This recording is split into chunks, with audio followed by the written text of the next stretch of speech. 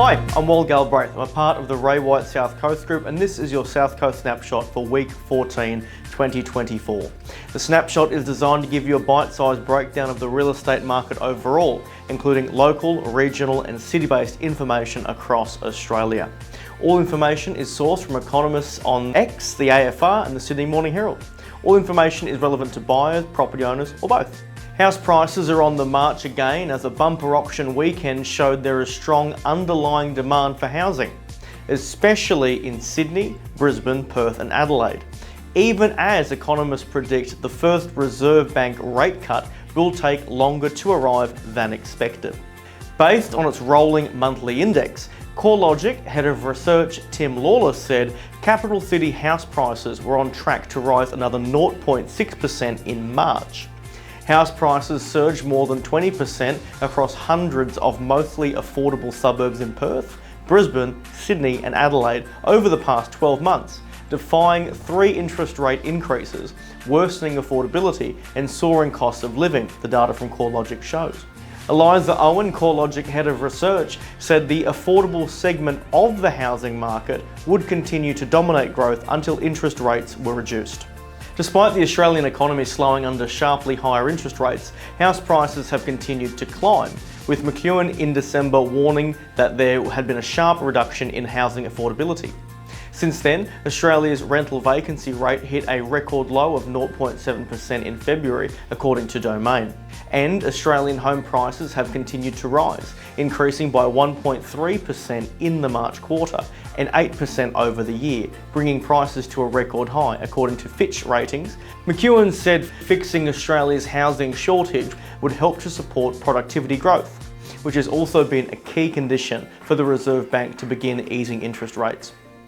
If we can solve the housing issue, we can keep this economy growing at a good pace and keep productivity lifting in the Australian marketplace, which will make us better as we export overseas as well, he said.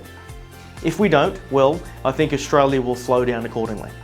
The populations of Sydney and Melbourne swelled by a record 310,000 in a single year as migrants surged back into inner city areas and student accommodation, while many financially pressed Australians moved to the outer suburbs. In the largest annual change to the nation's 2 biggest cities, Melbourne's population surged by 166,000 in 2022-23, or almost 455 people a day. Its previous one-year record increase in population was 2016, when it added 126,000 residents. Sydney, which grew by 90,000 in 2016, added 142,000 residents, or 391 a day.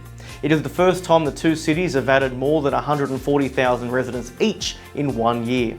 Combined, the nation's capitals and largest regional centres accounted for 92% of the 634,000 increase in population through the year.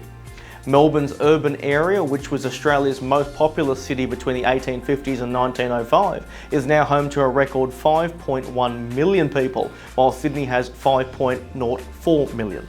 Commonwealth Bank Chief Executive Matt Commons says income tax for workers earning less than $300,000 should be cut to 30%. The GST increased and the tech giant slapped with a levy as key reform to revive economic growth. Urging the government to overhaul the tax system in a self-described blunter fashion, Mr Commons said turning around a forecast slowdown in long-term economic growth had to focus on international competitiveness, dynamism and supporting both the mobility of the labour and capital.